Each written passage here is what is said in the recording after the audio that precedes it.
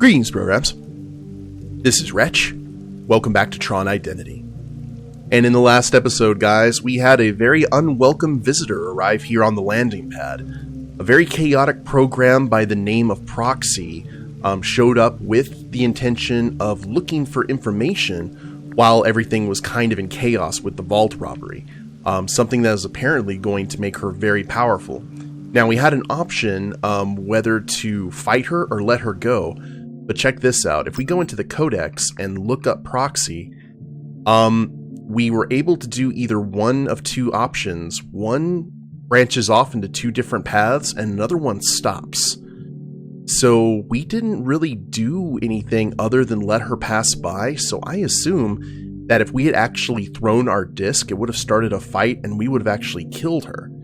So I'm not sure when we're going to run into Proxy again, but that is fairly interesting. It looks like the dialogue trees for several of these characters are actually quite short. But anyway, we went and explored some relics in the admin office, and I guess we need to go ahead and travel back to the vault and maybe talk to Cass again.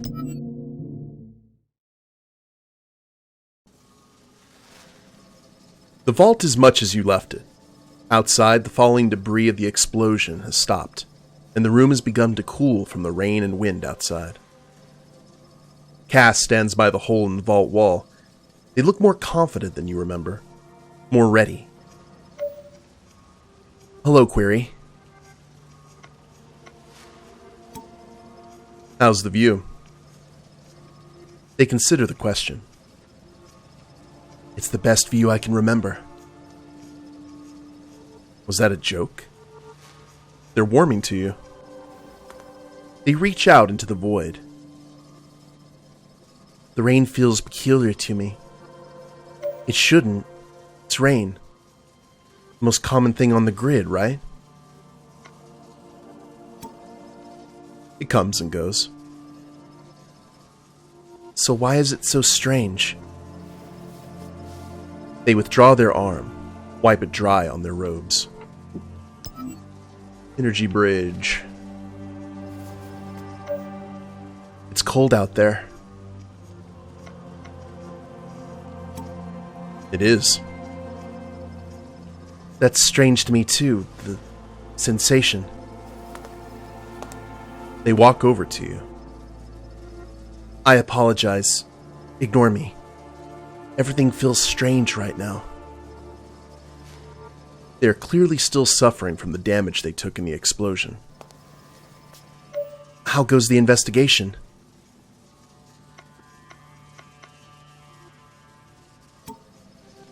There's a lot of power at play. Yes. 4, Prinz, and now Proxy. You heard about Proxy? I did, from Prinz. He made Grish bring him here to meet me. Apparently he had to see me for himself. He seemed scared. Prinz, I mean. Grish seemed to be quite excited by the idea of a fight. It's endlessly fascinating to you how fast information travels in confined spaces. Ironic to see the same in a place so defined by secrecy. You're safe. She's not interested in you. If you say so. You leave it there. Cass seems frustrated. Whatever I was guarding, it's safe to assume I failed in my task. I can't let that happen again.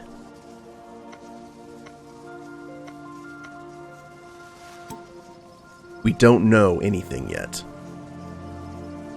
I know I failed. This is not uncommon among victims of crime. The need to contextualize themselves as active participants by assigning themselves blame. Claw back some autonomy. Victims are usually blameless. Sometimes, though.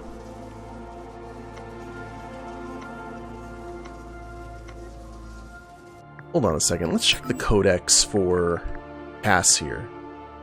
When you met this program, you knew nothing of them. Some programs are mysterious by choice, others have mystery forced upon them by circumstance. There are truths to be uncovered here, and perhaps good reason why those truths have been suppressed until now. Your new friend could be the key to tonight's events. Are they the victim, a participant, or something else?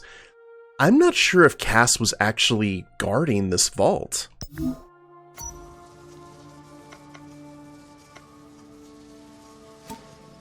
We need to find out who you are. Okay. You nod. They remove their disc and hand it to you. Their hands are shaking. Are you scared? Yes, a little. Of what we'll find out. They smile bravely. I want to know the truth of this just as much as you do. More, possibly.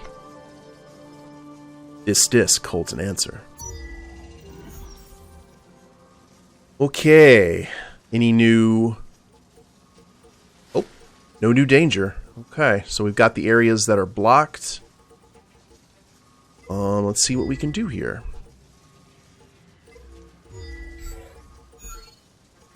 Locks will go. I don't know if I should be focusing so much on the numbers or the colors. I mean, I guess it can work either way, right? We just need to kind of find where everything goes. And that works. 3 cards of the same value consecutively. So maybe we need... Oh, that would actually be a bit tough, wouldn't it?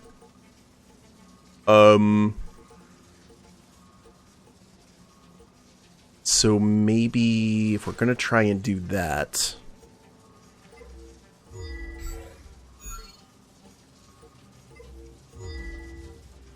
One, we got to go ahead and get these set up then. If that's really how we're going to play it. So let's go ahead and back that one up. And, oops. So that'd be 7 and 7, 1 and 1.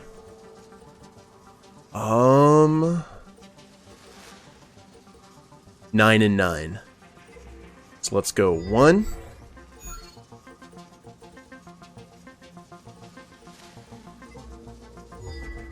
2. Oh. Well, maybe that's not going to work out for us then.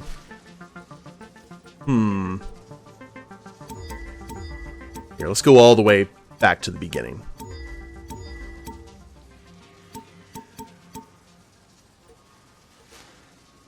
Let's try and figure this out. So if it's the same value, then maybe it has to be the exact same color scheme as well? It doesn't make a whole lot of sense, though. See, there's 7. Then... because all of these are like different values. Do we have another 8? Yeah. 3 cards of the same value can say... Oh, okay. I gotcha. So we need to do like 1, 1, 1, or 2, 2. Gotcha. Now that I know the score, go ahead and plan this accordingly. So we've got some 6s over here. We've got 1, 2...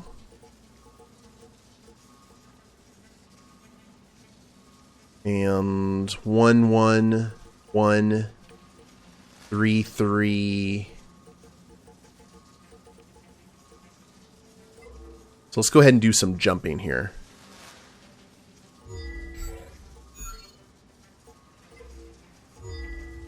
Jump there. And here, that one.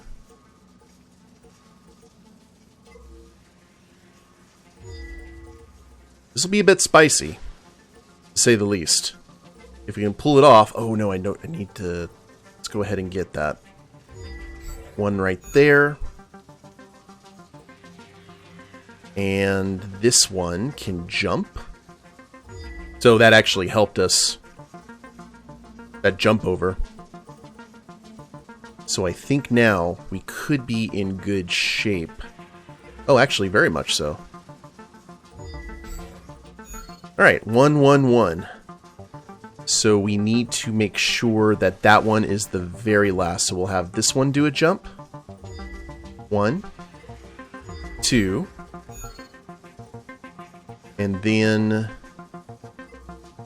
3. Alright, got 3 cards of the same value consecutively.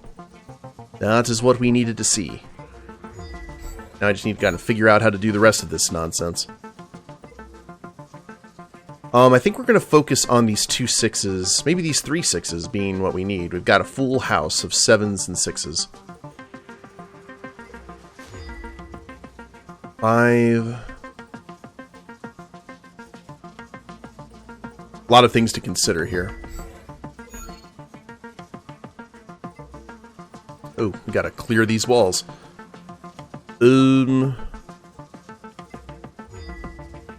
9 beats 9. Yeah, you all can go ahead and... Oh! Well, fine, be that way. Let's go ahead and jump that, then. And jump that. And then we can go... 1 here. And these 2 6s will be fine. Have that take out there.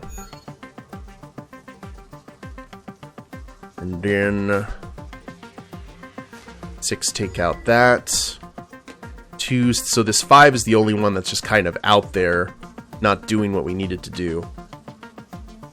So let's try and wipe out this. We're good. Have that too. Actually, let's go right there. And that one clear. And then that one clear. Gotcha. New disc color red. The most friendly and, you know, regal of all the colors on the grid, as you probably know if you've watched any of the movies or played any of the games. New memory light and sound. White light. Heat. Rippling outward in waves. Light punches past white into a brightness unimaginable. A rumble growing into a roar, transforming into a scream. Silence. Darkness, a hum, a sizzle, everything, nothing. Well, that helps. You hand the disc back, and Cass replaces it on their back. Their eyes flash as they sink. Silence. Everything okay? They look at you. No. They look uncomfortable, frustrated. I don't know what was stolen or who stole it or... It's okay. No, it's not. Tears swell in Cass's eyes. I want to be helpful, I really do. I want to be the one who cracks the case and finds out what happened here with you. I know there's something in there. I'm missing it. You know they want to help. This is heartbreaking. Cass falls to their knees, shaken. You kneel down to join them. Don't remember anything or anyone. I was alone in the vault. An explosion. Oblivion. Now, when he says that he's alone in the vault, was he alone in the vault? Was he what was in there? Wait. Did they? You were in the vault? Yes, of course. That's where you found me. You were alone? Realization dawns on Cass's face. I was alone. New information. Not much, but something to build on.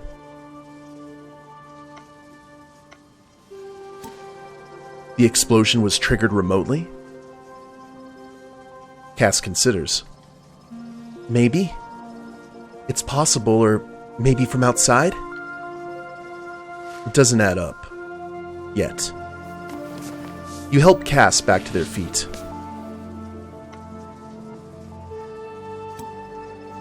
I'm proud of you. I'll be proud once I've remembered more. At the moment, not so much. For now, they're right. But you have something to ask the others about now, at least. Do you have any suspects at all? One. Sierra. But something seems off, doesn't it? You'll get to him soon. Is Prince still in hiding? You nod. No need to share more for now. You think back to that empty office, the detritus of a program. You hope to see him there again. You hope whatever Proxy has planned doesn't involve him. Cass nods and looks back to the window. I think I'd like to be alone for a little while, if that's okay. I have to try and remember something more. Anything, really. You respect their request, and leave as the vault continues to cool. Real quick though, can we actually change our color? If so, that's actually pretty awesome. Resolution, text speed, language. Nope, never mind. That would have been really cool.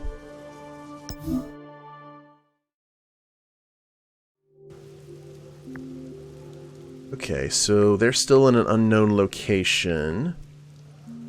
Let's go ahead and see if we can talk to Ada and Sierra again. The library feels like a mirage. Given everything else going on in the rest of the building, it's peaceful, calm. The tree shielded those here from the memory bug. It seems to also shield them from the petty concerns of Proxy and the others. As you enter, Ada ushers you over. She seems less comfortable than before. Greetings again, program. She looks around, checking there's nobody with you. Definitely uncomfortable.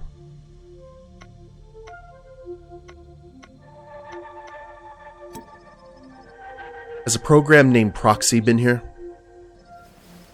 Ada looks back at Sierra, then to the door.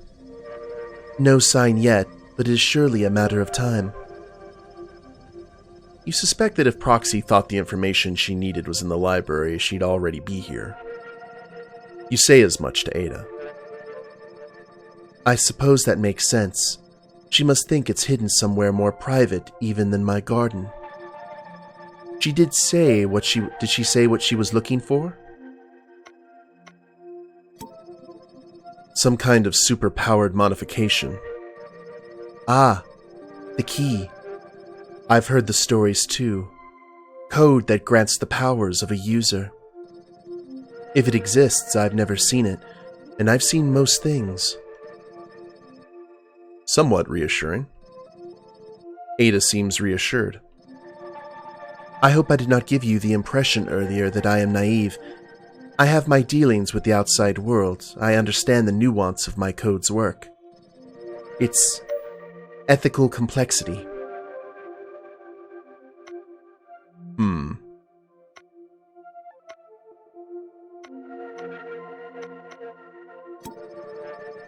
I have nothing but respect for you. Ada smiles. Genuine. Intimate. Thank you. I need to confess something to you. I'm listening. I worry that I may have played a role in the theft, and now in Proxy's attempt. You're working with someone on the outside? Yes, but not how you think. She breathes deeply, centering herself. Eyes still closed, she continues. While I believe that information must be controlled and structured, I think that it must then be spread. Our administrator, Prince, has been more cautious with this than I'd like. Take Sierra over there. The Automata had to send him here to bargain for access to our records. Why could we not simply share? Damn admin privileges. Data pruning is important. Public access must be shaped and refined. But if the public never has access, then what purpose does that serve beyond a pretty garden inside a box? Another deep breath. A little shudder in this one. I've been releasing small packets of data. Highly curated, of course, but I've been releasing them. It was intended to inspire, but I worry it was too successful. Rumors of secrets still hidden here have been circulating, building interest.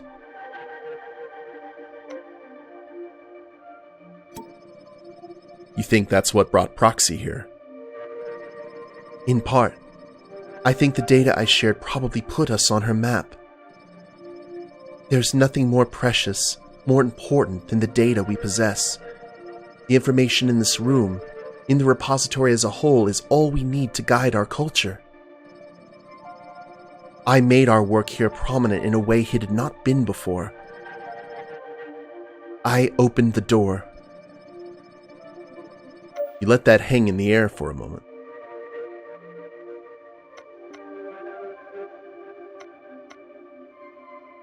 You know, I'm actually okay with what Ada did, because the thing about it is, in Tron Legacy, everything that Flynn wanted to do was to create a perfect system, but he also wanted it to be a free and open system. He was trying to do too much at once. But, and that was kind of his undoing in a lot of ways. But, yeah, I've got no qualms with that. You're not responsible for the explosion, Ada. Smile. Not directly, no. I should have seen it as a likely outcome, though. A gift for prediction. It's a perk of my work. She steps out of your way. Yeah, I have not been looking for anything. I've just been kind of focused on the dialogue. You should talk to Sierra. He spoke highly of you after your first meeting. Good. That would make this next interrogation easier. You walk out onto the viewing platform. Sierra stands enormous, watching you approach. Querry? Greetings, program. Come now, we're too acquainted now for such formalities, surely. Sierra smiles warmly. Oh, look at this, we're charming the pants off him. I found our last conversation engaging. Refreshing to experience a little respect. He leans forward. How can I help you with your investigation? I'm happy to answer any questions you might have.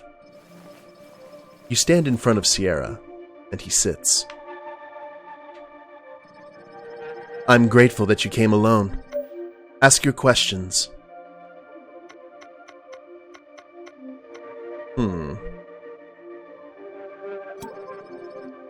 Tell me about Ada. He looks over at her, back to her pruning. She has been kind to me, well, as kind as the situation allows. We have had a number of conversations about this library.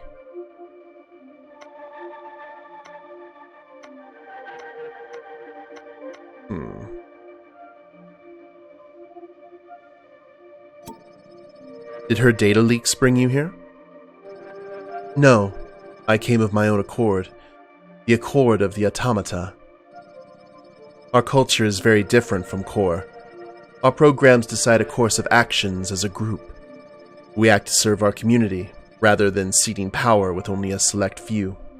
Oh, I see you. Lynn's promise. Flynn looked out over Vertical Slice, a small cluster of structures and buildings.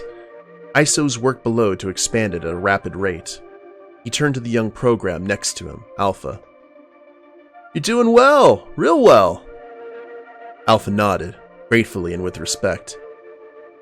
It'll be a great city one day, and forever, in celebration of you, Flynn. Flynn winced imperceptibly, rubbing the back of his neck. Sure, we can work out the details next time I'm here. I gotta get back. Give Clue one more chance to throw in the towel on this whole perfect world thing. Alpha smiled. We shall await your return. Oof. For a culture who believes so strongly in Clue, you don't seem to have learned the central lesson of his story. I have no complaints about my treatment. By Ada.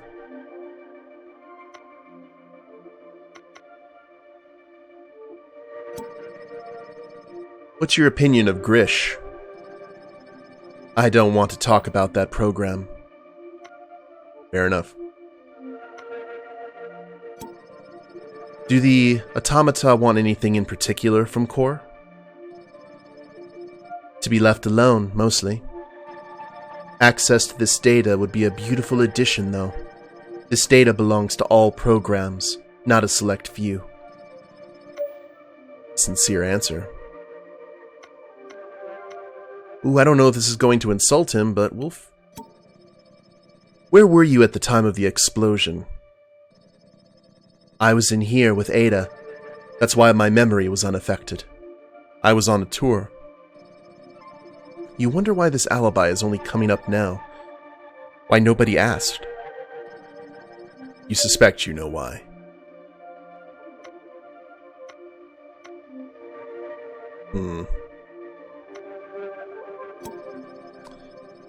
So you couldn't have done it.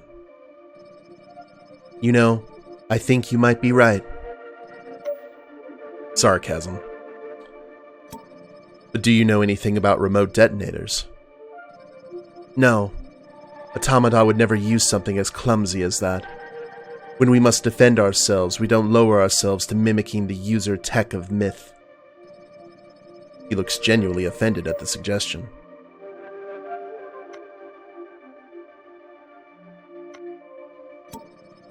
What weapons do automata use? He smiles, proud. Primarily our discs, like you. Beyond that, our tech would appear very alien to you. It is based on the elegance of machine design, not the aesthetics of the users. It doesn't seem likely that this is the program you're looking for. He can go about his business. No more questions. Good. A thought occurs to you.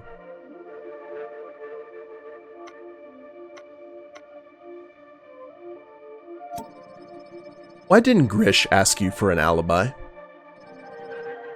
Sierra laughs. After all you've seen, all you've investigated, you still presume that a puppet of Core's would actually go out of their way to be helpful? He laughs again, and it doesn't feel good. Maybe I did it remotely. Maybe I'm pulling the strings.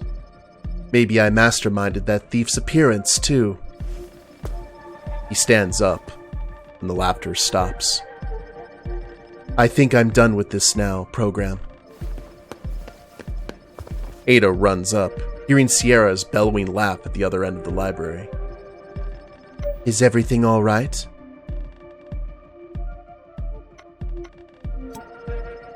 Why didn't you tell me Sierra was here during the explosion, Ada? She looks at her feet. It was inconclusive data. You pruned. You held back just enough to stay in control, as is your nature. Sierra is staring sternly at you. I am done.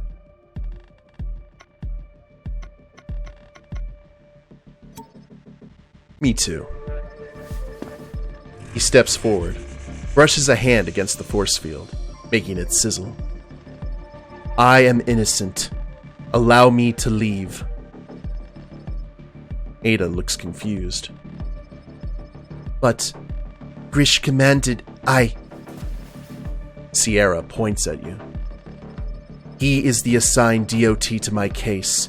If he chooses to, he can end my questioning at any time, and if there are no questions, then I will leave. You consider his request. I don't think he did it, so you know what?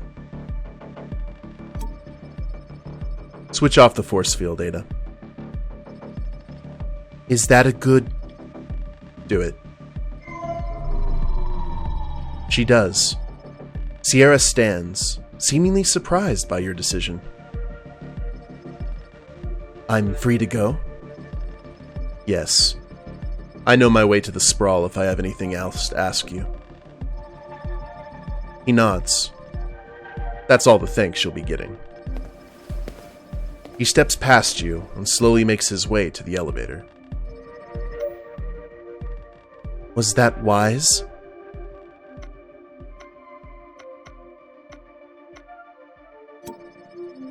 You've not been honest with me, Ada. She looks after Sierra as he gets into the elevator. I suppose not. The force field begins to reactivate. You turn and walk away, past the trees and the waterfalls. It seems more peaceful now, less corrupted. Another decision. Influencer achievement unlocked. I'm causing all kinds of ripples here. I could not tell you if these are good or bad decisions that I'm making, but they are decisions. So, we are going to go ahead and end it here, and I guess we can head down here and talk to Grish and deal with the consequences of our actions in the next episode. Hope y'all have enjoyed it. If you liked the episode, please leave a like down below. Subscribe to the channel, leave a comment, that'd be a big help. And we'll see you next time. Later days, everyone.